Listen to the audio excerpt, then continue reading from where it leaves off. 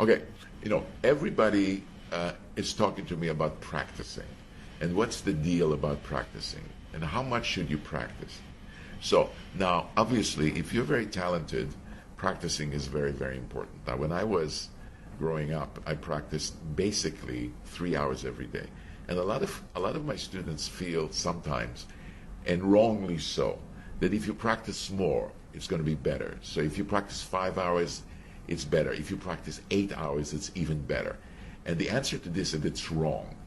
Don't practice more than 4 to 5 hours. That's a tip I can give you if you're very serious, because afterwards it's not useful anymore. The body doesn't absorb any more stuff. As a matter of fact, you can cause yourself having little physical problems with your wrist and so on and so forth. So I would say 4 to 5 hours for ambitious fiddle players, yes. And as I said, personally, 3 hours was fine. Number two, when you practice, it has to be slow. You cannot practice impatiently. Putting in the time of practicing is not enough. I would rather practice with your head for 2 hours than somebody else just mindlessly for 8, because that doesn't work. So I can tell you that if you want to practice really correctly, number one, slowly. Number two, have an agenda. Why do you want to practice? Make sure that you practice in small sections. You want to make sure that you don't repeat anything without actually hearing what you're doing. Because when you repeat certain things, and for example, let's say that you practice something for the bow, and you keep repeating it, and then you're playing it slightly out of tune, then you're actually practicing to play out of tune.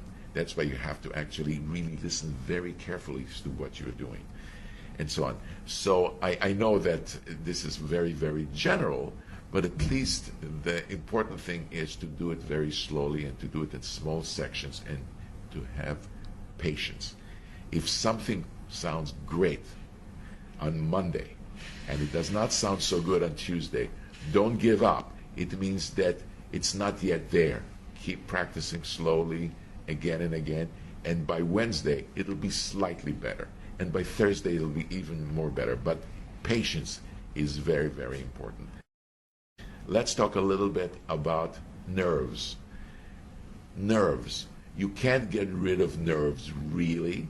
The only thing that you can do about nerves is to be familiar with nerves, so that when you are nervous when you play, then you know actually what happens to you personally. And sometimes you might think that you're going to get nervous and it might not happen. And sometimes you say, oh, I'm never going to get nervous.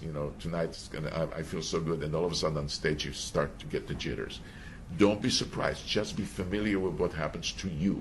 Everybody is individual. Some people stop playing very outwardly. They play very, very inwardly and very privately. But when they get nervous, they're afraid to express themselves.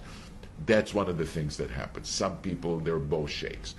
Everybody has a different kind of thing. But as long as you actually remember what happens to you, and just say, oh, I know that. That's what happens to me. I'm going to try and deal with it. That's one way of dealing with nerves. Not so much getting rid of nerves, but dealing with nerves.